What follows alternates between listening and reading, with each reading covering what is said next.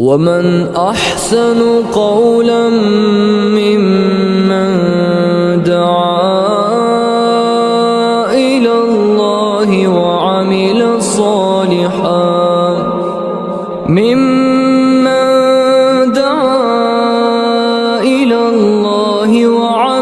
صالحا وقال إنني من المسلمين.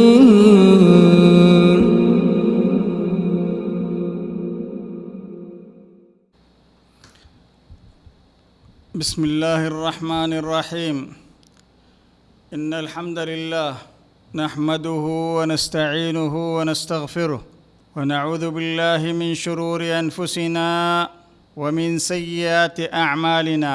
من يهده الله فلا مضل له ومن يضلله فلا هادي له. إن خير الحديث كتاب الله وخير الهدي هدي محمد صلى الله عليه وسلم.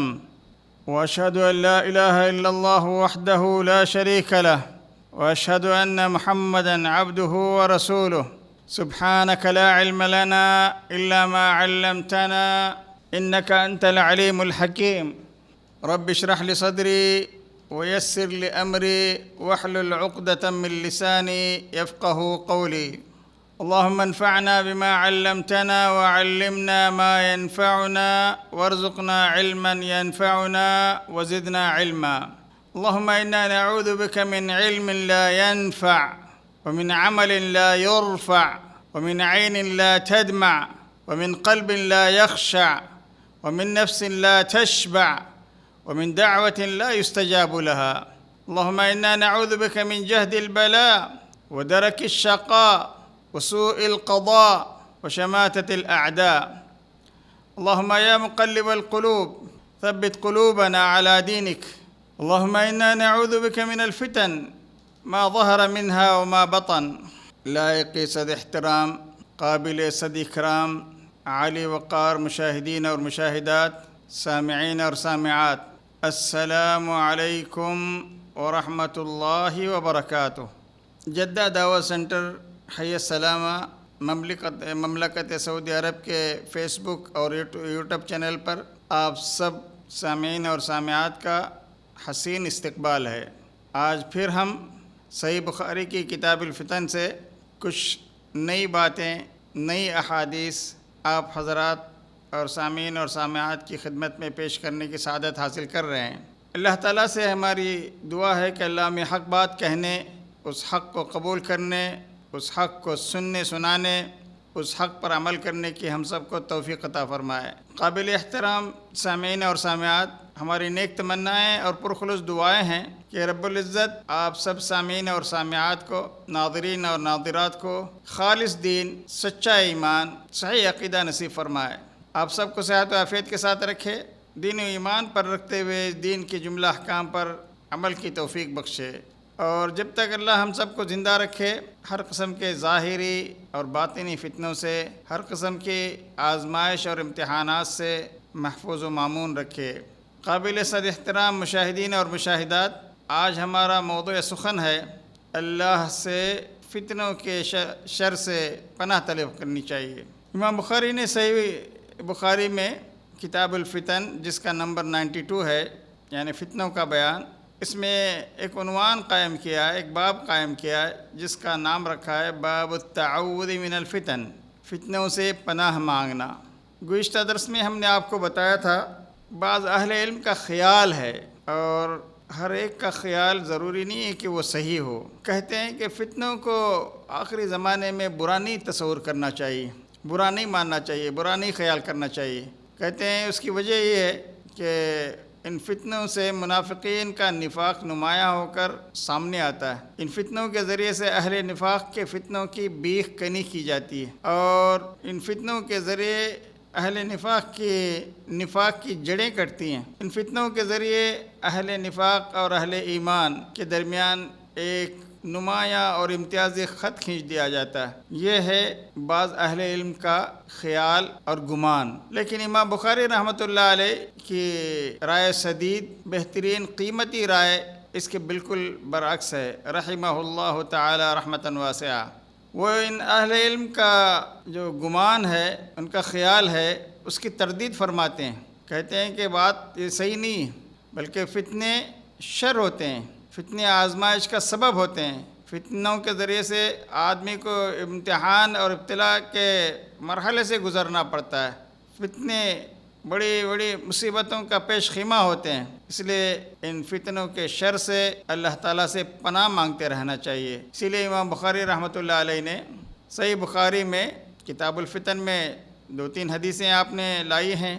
کتاب الدعوات کے نام سے ایک کتاب آپ نے صحیح بخاری میں لکھی ہے، اس میں دعا کی اہمیت اور فضیلت، دعا کے آداب اور شرائط، دعا کے قبولیت کے مقامات، دعا کے تعلق سے بہت سارے اوقات اور احوال ان کا ذکر کیا ہے۔ دعا میں سے بہت ساری دعائیں ہیں، کتاب الاذان میں بھی، کتاب الصلاۃ میں بھی بہت ساری دعاؤں کا تذکرہ کیا ہے۔ دعاؤں کی ایک قسم استعاذہ بھی ہے، یعنی اللہ کی پناہ طلب کرنا۔ کتاب الدعوات میں امام بخاری نے، میں نے جیسا کہ آپ کو گزشتہ درس میں بتایا، 14 ابواب قائم کیے ہیں استعاذہ سے متعلق، فلاں چیز سے پناہ طلب کرنی چاہیے۔ تو ان میں فتنوں سے اللہ کی طلب کرنا، یہ بھی ایک ان کا عنوان ہے، ایک باب کا عنوان ہے۔ انسانوں کے غلبے سے اللہ کی پناہ طلب کرنا، اور اسی طرح سے عذاب قبر سے اللہ کی پناہ طلب کرنا، زندگی اور موت کے فتنے سے، تو اس طرح سے بہت سارے 14 ابواب اس سلسلے میں انہوں نے قائم کیے ہیں۔ گزشتہ درس میں ہم سورہ مائدہ کے آیت نمبر 101 کا شان نزول بیان کرتے ہوئے ہم نے توقف کیا تھا۔ آج پھر ہم اسی آیت سے شروع کرتے ہیں۔ اعوذ باللہ السمیع العلیم من الشیطان الرجیم، بسم اللہ الرحمن الرحیم۔ یا ایہا الذین آمنوا لا تسألوا عن اشیاء ان تبد لکم تسؤکم وإن تسألوا عنها حين ينزل القرآن تبد لكم عفى الله عنها والله غفور حلیم۔ اے ایمان والو، ایسی چیزوں کے متعلق سوال نہ کرو کہ اگر انہیں تم پر ظاہر کر دیا جائے تو تمہیں ناگوار گزرے، تمہیں برا لگے۔ آپ نے بھی سنا، نبی اکرم صلی اللہ علیہ وسلم کے سامنے ایک مجلس میں بہت سارے صحابہ کرام بھی تھے، اور اس میں کچھ منافقین بھی تھے، اور لوگوں نے بے تک کے سوالات کیے۔ ایک منافق کا سوال، بعض روایتوں میں اس کا تذکرہ ہے، اس نے کہا کہ میرا انجام کیا ہوگا، مرنے کے بعد میں کہاں جاؤں گا؟ پیارے نبی صلی اللہ علیہ وسلم نے فرمایا فی النار۔ اور ایک آدمی نے سوال کیا کہ میری گمشدہ اونٹنی کہاں ہے؟ تو اس کے بعد بہت سارے اس قسم کے سوالات کا تذکرہ آپ کے سامنے کیا گیا تھا۔ اب ان کو یادہ کرنے یا دہرانے کا وقت نہیں ہے۔ آپ ہمارا درس نمبر 20 آپ دیکھ لیجئے، یوٹیوب پر موجود ہے، فیس بک پر بھی موجود ہے۔ آج صحیح مسلم کی ایک روایت اسی سلسلے میں، اس آیت کے پس منظر اور اس آیت کی شان نزول کہہ لیجئے، اس سلسلے میں حضرت ابو ہریرہ رضی اللہ تعالیٰ عنہ سے کے راوی ہیں، عن ابی ہریرہ رضی اللہ تعالیٰ عنہ قال خطبنا رسول اللہ صلی اللہ علیہ وسلم فقال ایھا الناس قد فرض اللہ علیکم الحج فحجوا فقال رجل اکل عام یا رسول اللہ فسکت حتی قالها 3 فقال رسول اللہ صلی اللہ علیہ وسلم لو قلت نعم لوجبت ولما استطعتم ثم قال ذروني ما تركتكم فإنما هلك من كان قبلكم بكثرة سؤالهم واختلافهم على أنبيائهم فإذا أمرتكم بشيء فأتوا منه ما استطعتم وإذا نهيتكم عن شيء فدعوه رواه مسلم باب فرض الحج مرة في العمر وكذلك أخرجه أبو داود وابن ماجہ فی السنن۔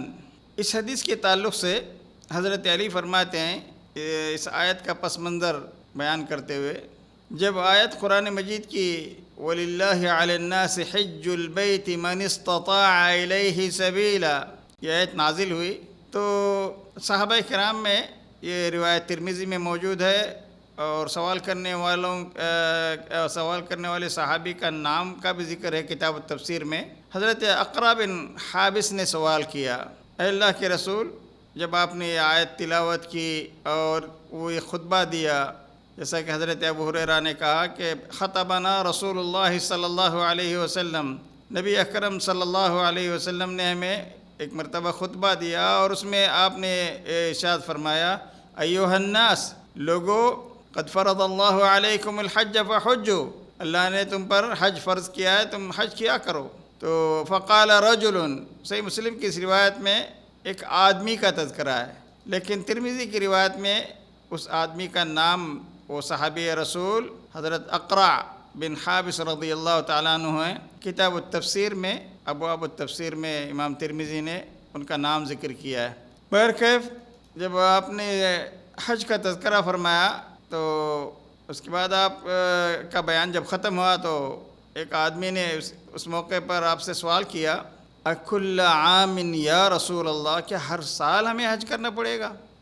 آپ نے خاموشی اختیار فرمائی، فسکت، پھر اس نے کہا اکل عام یا رسول اللہ، اے اللہ کے رسول کیا ہر سال ہمیں حج کرنا پڑے گا؟ آپ نے پھر بھی خاموشی اختیار فرمائی۔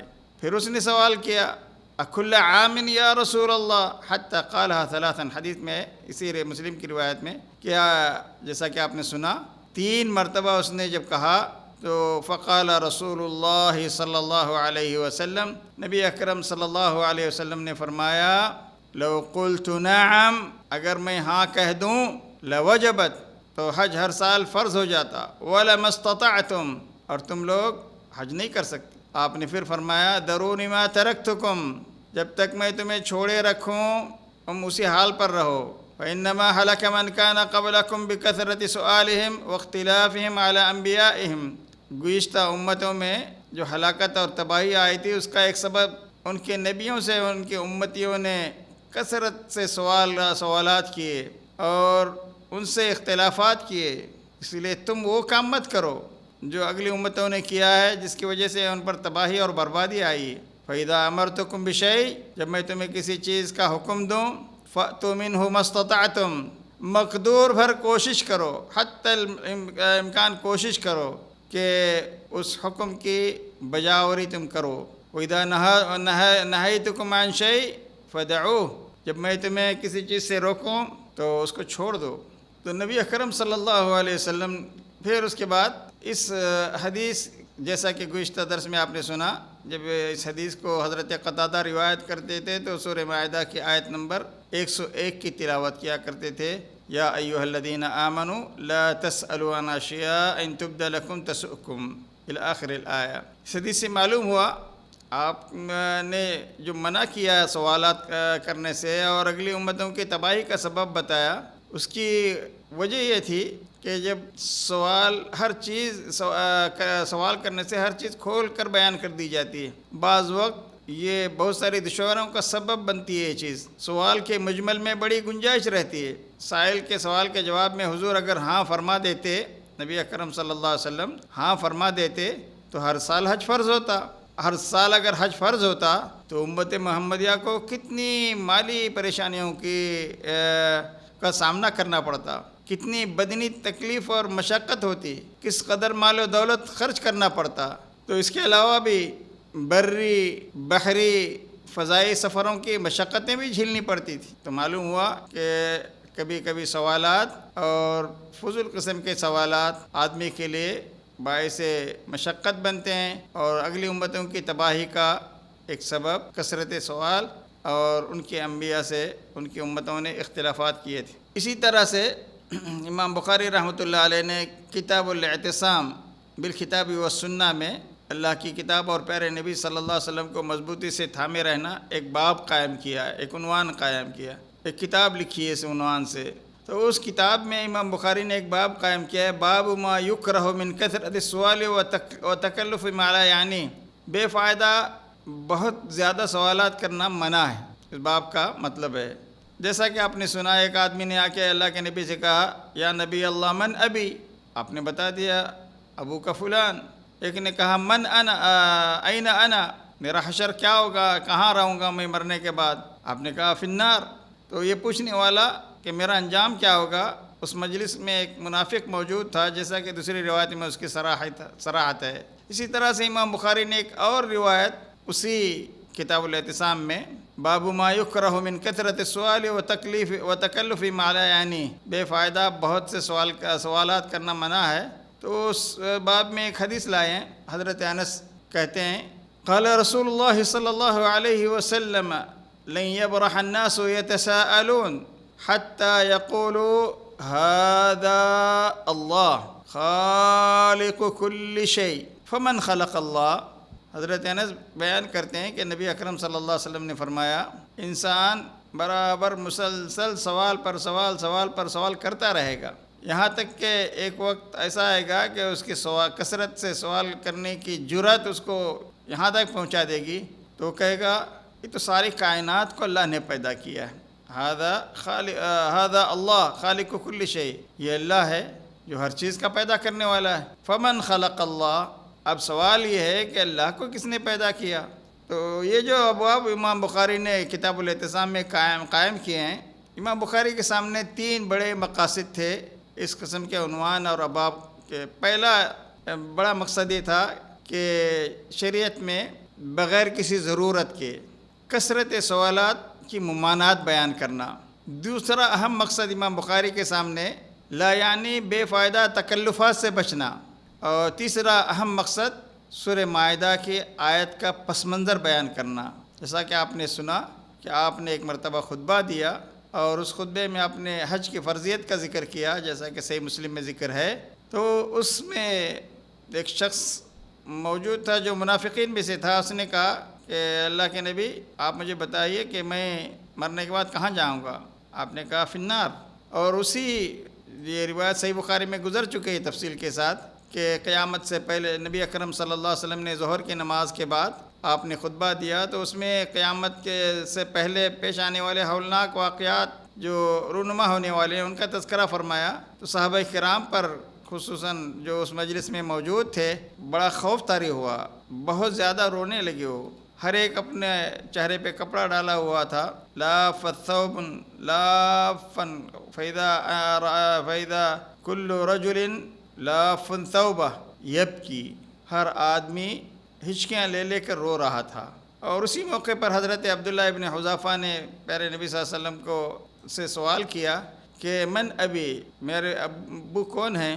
تو آپ کا یہ سوال کرنا بھی اچھا خیال نہیں کیا گیا اس موقع پر، کیونکہ خدا نہ خواستہ کسی کا باپ صحیح نہ ہو، سوال کرنے پر اللہ کے نبی صلی اللہ علیہ وسلم اس حقیقت کو ظاہر کر دیں تو سوال کرنے والے کو بھری محفل میں کس قدر رسوائی ہوتی۔ پہلے ہی سے لوگ ان کے نسب میں شک کیا کرتے تھے، تو اس لیے بیجا قسم کے سوالات پوچھنے سے منع کر دیا گیا۔ اچھا، یہاں ایک بات اور نوٹ کرنے کی ہے کہ پیارے نبی صلی اللہ علیہ وسلم نے فرمایا سلونی عما شئتم، جو پوچھنا ہے پوچھ لو۔ یہ آپ کا فرمان نہایت غصے کے عالم میں تھا، کیونکہ لوگوں نے بے تکے سوالات کیے تھے، بیجا سوالات کیے تھے، فضول اور لا یعنی سوالات کیے تھے۔ تو نبی اکرم صلی اللہ علیہ وسلم غیب دان نہیں تھے، بلکہ اللہ کی طرف سے وحی کے ذریعے سے آپ کو آگاہ کیا جاتا تھا۔ دعوے غیب دانی کی نفی خود پیارے نبی صلی اللہ علیہ وسلم نے کی ہے، جس کا ذکر قرآن مجید میں موجود ہے۔ یہ جو حدیث ابھی آپ نے سنی کچھ عجیب قسم کے ہوتے ہیں، سوال پر سوال برابر ہر مجلس میں سوال کرنا اپنی نہایت ذہانت کا ثبوت سمجھتے ہیں، اور سوالات کرنے کی جب کثرت سوالات کی جب جرأت آدمی کے اندر پیدا ہوتی ہے، دلیری پیدا ہوتی ہے، تو وہ سوال کرتے کرتے یہاں تک پہنچ جاتا ہے کہ وہ اللہ کے بارے میں بھی سوال کرنے لگتا ہے۔ تو اس طرح کا کثرت سوال کا عادی ہو جانا کبھی کبھی آدمی کے ایمان اور عقیدے کی تباہی کا سبب ہو سکتا ہے۔ اللہ تعالیٰ کا غیر مخلوق ہونا ایک بدیہی امر ہے۔ اللہ خالق ہے، ہم اس کی مخلوق ہیں۔ اللہ مخلوق نہیں ہے، مخلوق سے جدا ایک الگ ہستی ہے، مخلوق سے الگ ایک الگ ذات ہے، اور اس کے متعلق سوال کرنا کہ اس کو کس نے پیدا کیا، یہ عجیب قسم کی دیدہ دلیری ہے، عجیب قسم کی ایک طرح سے ڈٹائی ہے۔ نبی اکرم صلی اللہ علیہ وسلم نے جب آدمی کی نوبت اس طرح یہاں تک پہنچ جائے، اس حد تک پہنچ جائے، تو اللہ تعالیٰ کی پناہ مانگنے اور اس طرح کے سوالات اور وسوسے سے اپنے آپ کو بچائے رکھنے کی تاکید فرمائی ہے۔ صحیح بخاری ہی میں کتاب بدء الخلق اس باب کے بیان میں کہ مخلوق کی پیدائش کیوں کر شروع ہوئی اور اس میں ایک باب قائم کیا امام بخاری نے، باب صفت ابلیس و جنودی، ابلیس اور اس کی فوج کا بیان۔ اس میں حضرت ابو ہریرہ اس حدیث کے راوی ہیں، وہ کہتے ہیں کہ نبی اکرم صلی اللہ علیہ وسلم نے فرمایا، یأتی الشیطان احدکم فیقول من خلق کذا من خلق کذا حتی یقول من خلق ربک وإذا بلغه فلیستعذ باللہ ولینتہی۔ حضرت ابو ہریرہ رضی اللہ تعالیٰ عنہ نے بیان کیا کہ نبی اکرم صلی اللہ علیہ وسلم نے فرمایا، تم میں سے کسی کے پاس شیطان آتا ہے اور تمہارے دل میں پہلے تو یہ وسوسہ ڈالتا ہے، یہ سوال پیدا کرتا ہے اور کہتا ہے کہ یہ دیکھو سورج کو کس نے پیدا کیا؟ اللہ نے پیدا کیا۔ چاند کو کس نے پیدا کیا؟ اللہ نے پیدا کیا۔ مختلف مخلوقات کا تذکرہ کرتا ہے اور آخر میں بات یہاں تک پہنچاتا ہے، اچھا یہ بتاؤ کہ اب ان تمام مخلوقات کو تو اللہ نے پیدا کیا ہے، لیکن تمہارے رب کو کس نے پیدا کیا؟ جب کسی کے دل میں ایسا وسوسہ پیدا ہو جائے، شیطان ایسا وسوسہ ڈالے، تو اسے اللہ سے پناہ مانگنی چاہیے، شیطانی خیال کو چھوڑ دینا چاہیے۔ فَلْيَسْتَعِذْ بِاللَّهِ وَلْيَنْتَهِ، اس حدیث کے آخری الفاظ ہیں۔ اسی طرح سے ابو داؤد میں ایک روایت ہے جو 4700، یہ جو بخاری کی روایت تھی وہ 3276، 3276 یہ روایت کا نمبر ہے۔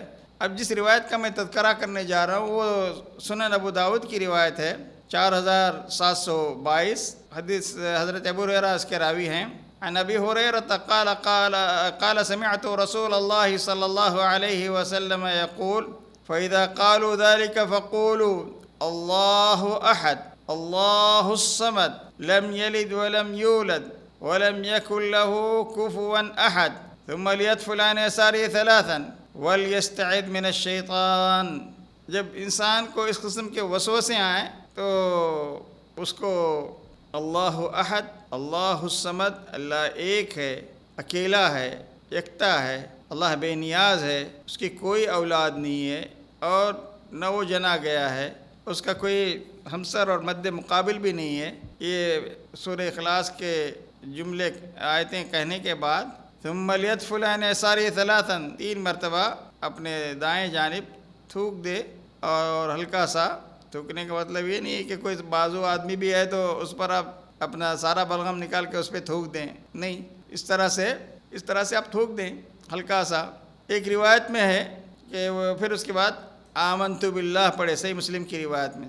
نسائی کی روایت میں اس وقت اللہ احد اللہ الصمد پڑھے، کیونکہ اللہ تعالیٰ کی تینوں صفات انسان کو متنبع کرتے ہیں کہ اللہ مخلوق نہیں ہے، وہ خالق ہے۔ اور صحیح بخاری میں ہی ایک روایت ہے کہ پیارے نبی صلی اللہ علیہ وسلم نے فرمایا، بے فائدہ بک بک کرنے سے، پیارے نبی صلی اللہ علیہ وسلم نے قیل اور قال سے، وَإِضَاعَةَ المال، اور مال و دولت کا ضائع کرنے سے، اور وہ حقوق الامہات، ماؤں کو ستانے سے، نافرمانی کرنے سے، وعد البنات، لڑکیوں کو زندہ درگور کرنے سے، اور دوسروں کا حق دبانے سے بھی آپ نے منع فرمایا۔ اور بھی بہت ساری روایتیں اس سلسلے میں آئی ہیں۔ نبی اکرم صلی اللہ علیہ وسلم نے ایک اور روایت میں آپ نے فرمایا کہ اللہ تعالیٰ نے بہت سارے فرائض تم پر عائد کیے ہیں، انہیں ضائع مت کرو، ٹھیک طرح سے بجا لاؤ۔ کچھ چیزیں حرام کی ہیں، ان کے پاس کبھی قریب نہ جاؤ، قریب نہ پھٹکو۔ کچھ حدود مقرر کی ہیں، ان سے تجاوز نہ کرو۔ کچھ چیزوں کے متعلق اللہ نے خاموشی اختیار کی ہے بغیر اس کے کہ وہ اس کو بھول لائق ہو، ان کے اندر بحث و کرید نہ کرو، جستجو نہ مت پڑھو۔ جس چیز کے بارے میں اللہ نے خاموشی اختیار کی ہے اس کو ویسے ہی رہنے دو۔ امام بخاری رحمۃ اللہ علیہ نے اسی طرح سے ایک واقعہ ذکر کیا ہے اور اس کو کتاب العلم میں حدیث نمبر 91 میں ایک باب قائم کیا ہے امام بخاری نے، باب الغضب فی الموعظۃ والتعلیم اذا رأى ما یکرہ۔ حضرت زید بن خالد الجہنی سے یہ روایت ہے، ان النبی صلی اللہ علیہ وسلم سألہ رجل عن اللقطہ، نبی اکرم صلی اللہ علیہ وسلم سے ایک آدمی نے گری پڑی چیزوں کے بارے میں سوال کیا، تو آپ نے اس سے فرمایا اعرف وکاءها او قال وعاءها وعفاصها ثم عرفها سنہ ثم استمتع بها۔ آپ نے گری پڑی چیز کو لینے کے بارے میں جو اصول ہیں کہ فإن جاء ربها فأديها إليه، آپ نے بتایا کہ اس کو لوگوں میں اس کا تعارف کراؤ اعلان کرتے رہو، اور بعض روایتوں میں کہ 1 سال تک اس کا اعلان کرنا چاہیے، اور اگر وہ خراب ہونے والی چیز ہے تو اس سے فائدہ اٹھاؤ۔ جب وہ آدمی جس کا یہ مال ہے مانگنے کے لیے آئے، مطالبہ کرنے کے لیے آئے، تو اس کو ادا کرنا چاہیے۔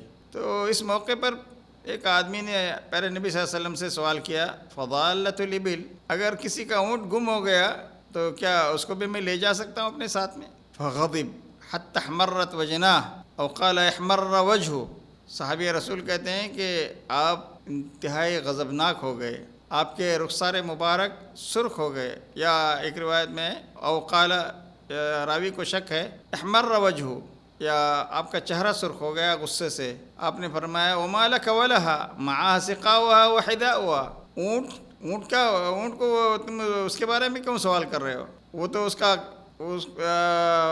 اس کے وہ کھانا پانی اس کے ساتھ میں ہوتا ہے، صحرا کا، ریگستان کا سفینہ ہے، وہ تو ترید الماء وترعى الشجر، پانی کی ضرورت محسوس ہوگی تو جہاں پانی ملے گا وہاں جائے گا، پانی پیے گا، اور اونچے اونچے درختوں سے پتے توڑ کے کھائے گا۔ وذرھا حتی یلقاها ربھا، اس کو چھوڑ دو، جب اس کا مالک آئے گا وہ پالے گا اس کو۔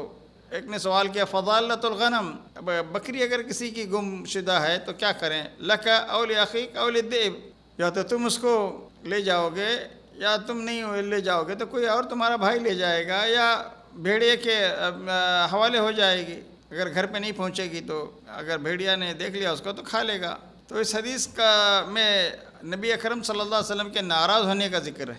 اس کا سبب یہ ہوا کہ اس نے اونٹ کے متعلق جو سوال کیا تھا وہ فضول اور بے محل تھا، کیونکہ اس زمانے میں عرب کے ماحول میں درندے وغیرہ نہیں ہوتے تھے، اور اونٹ کے بارے میں کسی قسم کا کوئی خوف نہیں تھا۔ اور نبی اکرم صلی اللہ علیہ وسلم کے مدینہ میں پہنچنے کے بعد وہاں امن و امان ہو گیا تھا، کسی ڈاکو یا چور کے اس کو لے جا کے ذبح کر کے کھانے یا اس کو بیچنے کا اندیشہ نہیں تھا، تو اس لیے آپ نے کہا کہ وہ بھوک اور پیاس اور تھکن کی وجہ سے تو مر نہیں سکتا، اس کے ساتھ اس کا اپنا پانی کا مشکزہ ہے، کئی دن پانی پیے بغیر بھی وہ گزارا کر سکتا ہے، اور اس کی گردن اللہ نے اتنی اونچی بنائی ہے کہ اونچے اونچے درخت کے پتے بھی وہ کھا کے گزارا کر لے سکتا ہے، اور اس سے چلنے سے تھکن بھی نہیں ہوتی، کیونکہ اس کے پاؤں ریگستان میں چلنے کے حساب سے بھی اللہ تعالیٰ نے اس کی تخلیق فرمائی ہے۔ طاقتور اتنا ہے کہ کسی جانور کا لقمہ بھی نہیں بن سکتا آسانی سے۔ ایسے حالات میں اسے پکڑنے سے کیا فائدہ؟ اگر سائل نے تدبر سے کام لیا ہوتا تو اس کے متعلق سوال نہ کرتا، اس لیے کہ اس کا مالک اسے ڈھونڈتے ہوئے خود پہنچ جائے گا۔ ہاں، اگر اونٹ ایسی جگہ نظر آئے، اچھی طرح یاد رکھیں، جہاں ڈاکو یا چور رہتے ہوں، یا اس مقام پر خونخوار درندے ہوں، بہت سارے شیر، چیتے، بھیڑیے وغیرہ ہوں، تو ایسی صورت میں اندیشہ ہے کہ اسے پکڑا گیا تو کوئی خونخوار درندہ کھا جائے گا، یا کسی شر پسند ڈاکو کی بھیڑ چڑھ جائے گا اور مالک اس سے محروم ہو جائے گا، تو ایسے حالات میں اسے پکڑ کے لے جا کے باندھ کے رکھنا درست ہے۔ اونٹ کے متعلق جو آپ نے جواب دیا وہ پیارے نبی صلی اللہ علیہ وسلم کے عہد میمون کے ماحول کے پیش نظر آپ نے جواب دیا، اگر آج کل ماحول بالکل بگڑا ہوا ہے۔ اچھا، یہاں ایک اور جو حدیث سے علمی فائدہ یہ معلوم ہوتا ہے کہ شاگردوں کے نامناسب سوال کرنے پر استاد اگر ناراض ہو جاتا ہے تو اس کی ناراضگی بجا تسلیم کی جائے گی، اس لیے شاگردوں کو سوال کرنے سے پہلے سوال کی اہمیت پر غور کرنا چاہیے، اچھی طرح سوچ لینا چاہیے، میں جو سوال کر رہا ہوں کیا واقعی میں اہم ہے اور اس سے مجھے کوئی علمی فائدہ ہوگا، تو پھر سوال کرنا چاہیے۔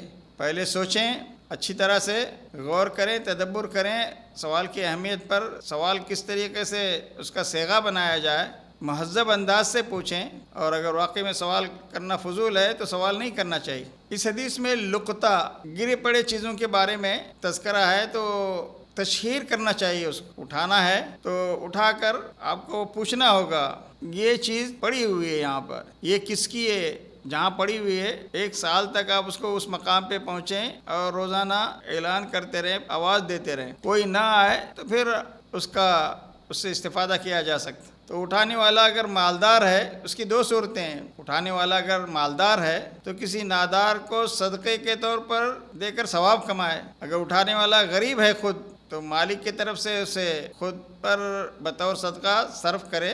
دونوں صورتوں میں نیت یہ ہونی چاہیے ہماری کہ مالک کے آنے پر اگر وہ صدقہ منظور نہ کرے، مطالبہ کر لے، تو اس کی قیمت ہم ادا کریں گے۔ سے معلوم ہوا گری پڑی چیز اٹھانے والا اس کا مالک نہیں بن جاتا۔ فَإِذَا جَاءَ رَبُّهَا أَدَّاهَا، مالک جب آ جائے تو مالک کی طرف سے اس کو مالک کو دینا پڑے گا۔ تو معلوم ہوا کہ گری پڑی چیز اٹھانے والا اس کا مالک نہیں بن جاتا، بلکہ مالک کی طرف سے اس مال میں کا امین ہوتا ہے۔ امانت کا اصول یہ ہے کہ مالک کے مطالبے پر، اس کے تقاضے پر اس کو واپس کرنا ضروری ہے۔ صحیح بخاری کی کتاب العلم میں اور اسی باب میں ایک اور جو حدیث پہلے بھی گزر چکی ہے، وہاں بھی امام بخاری نے اس کو ذکر کیا ہے۔ اس میں شارحین بخاری نے لکھا ہے، حدیث نمبر 92 میں، مجلس میں بہت سارے اللہ کے نبی کی منافقین بھی ہوتے تھے صحابہ کرام کے ساتھ۔ وہ آپ سے ناگفتہ اور غیر مہذب انداز کے سوالات کرتے تھے، بے تکے، بے جا، فضول قسم کے سوالات کرتے تھے۔ ایک دن اسی طرح کے جب سوالات ہوئے تو آپ نے فرمایا کہ تمہیں جو کچھ پوچھنا ہے پوچھ لو۔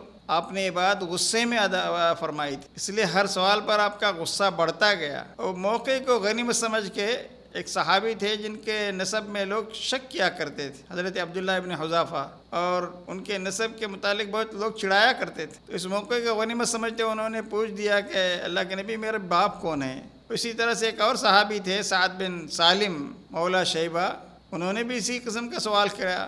تو معلوم ہوا کہ اللہ کے نبی غیب دان نہیں تھے، لیکن اللہ کے برگزیدہ رسول ہونے کے حیثیت سے وحی کے ذریعے سے آپ کو ایسے احوال سے آگاہ کر دیا جاتا تھا جن کی دین میں ضرورت پیش آتی تھی۔ اس موقع پر حضرت عمر موجود تھے، آپ کے چہرہ انور کا غصے کا اندازہ وہ لگا لیا، آپ کے مزاج کے وہ شناسہ تھے، فوراً آپ کے غصے کو بھانپ گئے، اور اس موقع پر آپ حضرت عمر نے دو زانو ہو کر بیٹھ کر اللہ کے نبی سے معذرت فرمائی۔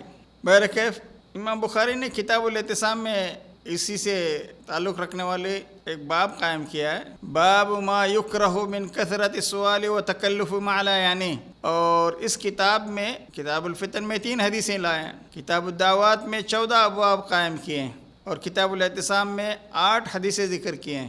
اور کتاب الاعتصام کی ایک حدیث آپ کے پیش نظر کرتے ہیں، آپ کے خدمت میں پیش کرتے ہیں۔ حضرت سعد بن ابی وقاص اس حدیث کے راوی ہیں۔ عن سعد بن ابی وقاص رضی اللہ تعالی عنہ ان النبی صلی اللہ علیہ وسلم قال ان اعظم المسلمین جرما من سأل عن شيء لم يحرم فحرم من اجل مسألته۔